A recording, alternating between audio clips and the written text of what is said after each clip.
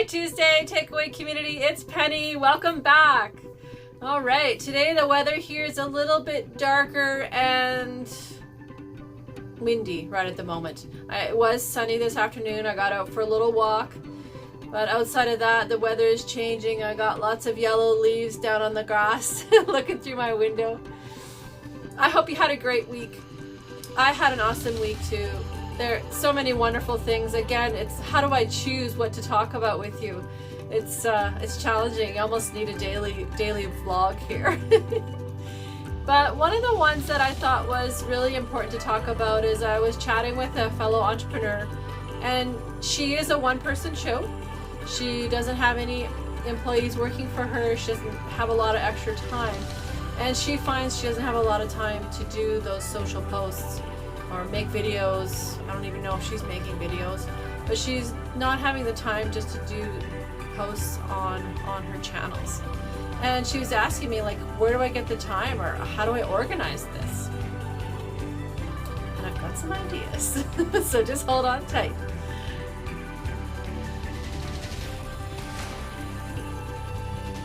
I have a few ideas.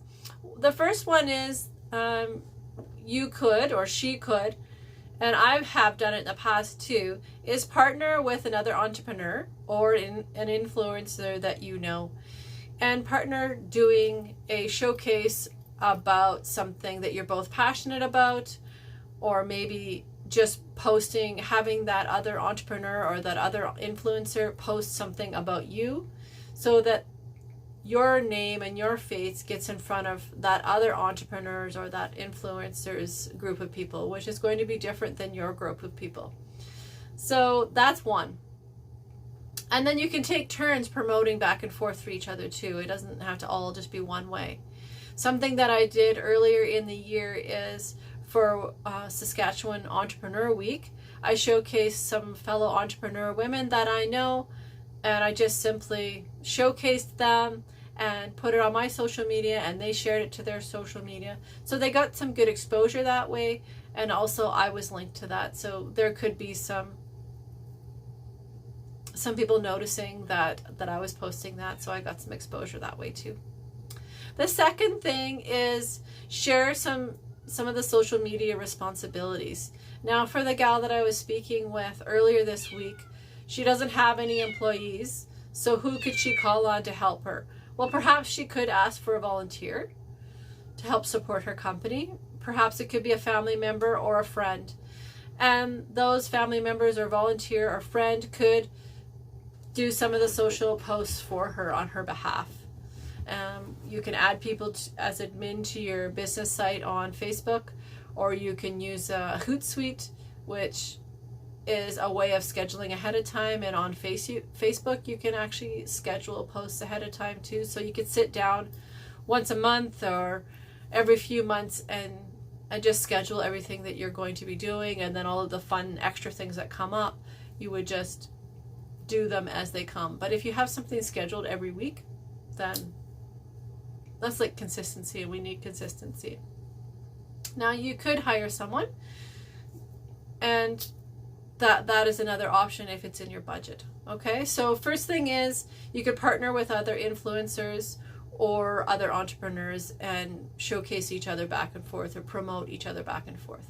Number two is to share social media responsibilities with family members or co-workers, friends, or maybe a volunteer that really likes doing social media posts. Maybe you've got that friend and she would say, yeah, I'd be happy to do that. It would be no problem. It'll only take a few minutes for them to do.